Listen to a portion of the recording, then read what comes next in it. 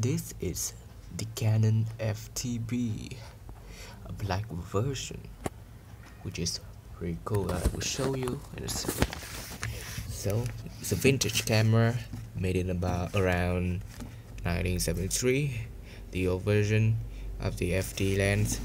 You see the camera is quite a little bit heavy and old, but just like the tank, it's very rugged, very durable, just like its rival Nikon. So this has a quick load system, which is great usage for the film loading and unloading. Okay, so it comes with a 50mm f1.8 Canon and FD lens, super spectra coated, made in Japan. So the whole camera body and the lens is made in Japan, and I will show you something pops out right here. This is the film rewind knob, which you use to rewind the film. You rotate it clockwise like this, and this is a light mirror. So basically the battery used for this camera is light mirror itself. The camera is fully mechanical, so you don't have any battery to work with the shutter. This is the shutter speed dial. When you lift this ring up, you have to ISO control dial. A little bit hard to see. Okay, let's see here. It's at about 150, 200. The film that they use on this camera is a Kodak 200 ISO. And you can also find the shutter button, as well as the lock shutter, so you won't accidentally press it, and the film advance lever like this. So it's 1 in 250th of a second.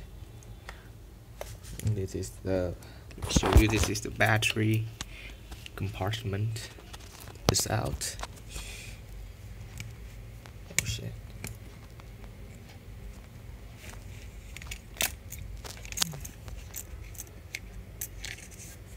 So you insert the battery in here, and there we go. The light mirror is fully functional. Close this up. So to cock the shutter as well as you advance the film, you do this. Mechanical is really good. Set this to 1 second. See, it's pretty accurate.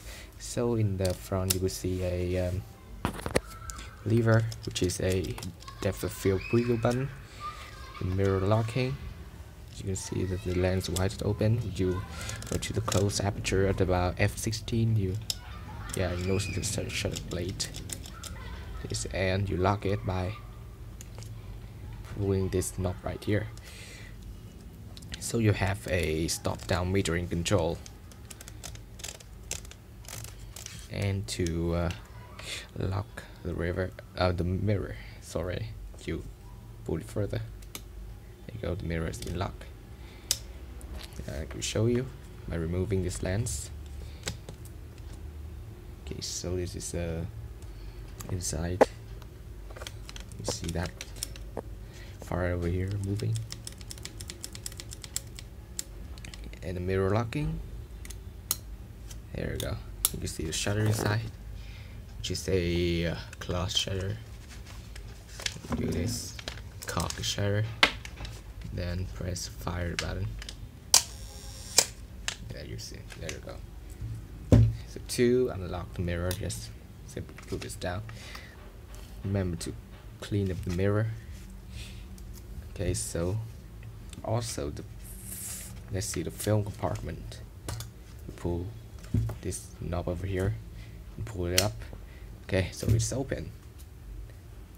This is the particular I think it's a holder for the quick load system. So put the film here, and then you pull the reel along here and just put it here.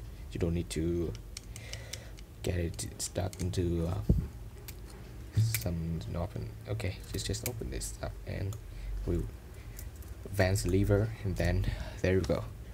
This is the shutter. Don't touch this. So this is the holder, which is to keep the film straight. Just don't touch it. When you finish shooting, you just so that's the film rewind button right here, which unlocks the shutter. You press it down and then take this off and just rewind the film until it's back in the canister. So when you advance the shutter lever, then this doesn't get depressed anymore. So the speed, the highest, which is 1,000th of a second. This is the bulb mode,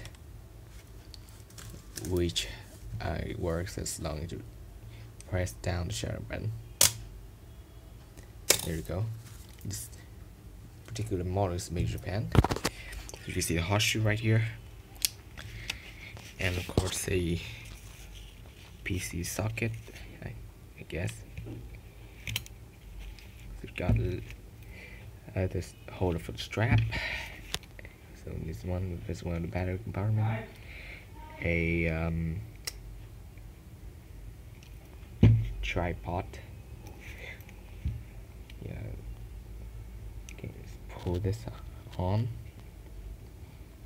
So you have to align the red dot right here with the red dot on the camera and breech lock the mount. It seems to be a little bit. Okay, there we go. Now it's locked. The quality is pretty good. So here it is. This is the viewfinder, which is pretty bright. Be honest. Zoom this in. So you focus by controlling the focusing ring right here. There you go. So you want to focus on that. You focus and control it there. Yeah, focus. So to the right is the light mirror and red dot, and so a second when you, and the ring is the aperture controller. Yeah, so when you just align the needle with the aperture needle, that's how the metering works. Now I will show you that the metering actually works in a second.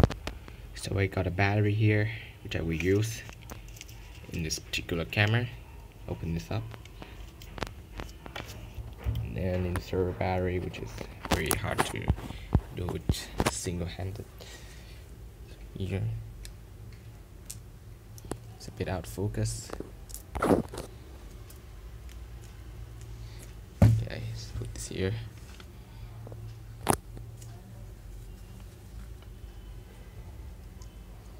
Close this up.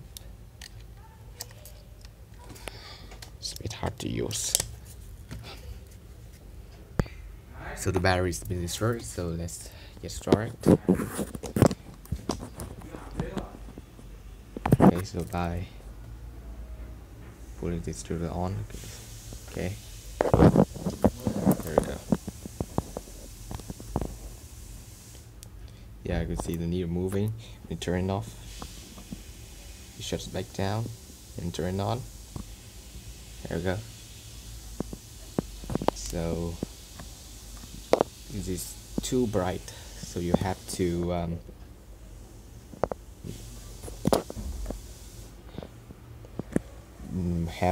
get the shutter speed faster at about 135. Excuse me, 25. So the ring needle is the aperture needle. You pull this, There you go. You have to control. You just align these two like this, which is other. There you go. You have to give you a proper aperture for your needs. So you want to shoot, just pull this and go get a blackout. Go. So that's how you shoot with the stop down metering like this. You know, it's the mirror lock. Yeah, so the aperture right here, we go down, so there's the needle. The needle's right here, so you lower the excuse me, the lens is stuck somehow. Okay, so now the lens works properly, so let's do this. Hold this down and lock it. Okay, so you have your camera in stop down metering. So this gets dark, it gets brighter, so I think dark is better for this particular reason. Then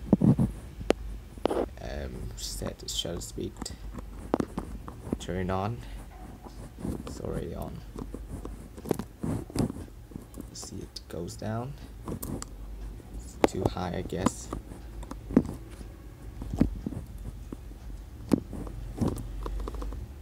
See the needle move down, and okay. When you move up to this, see the move up.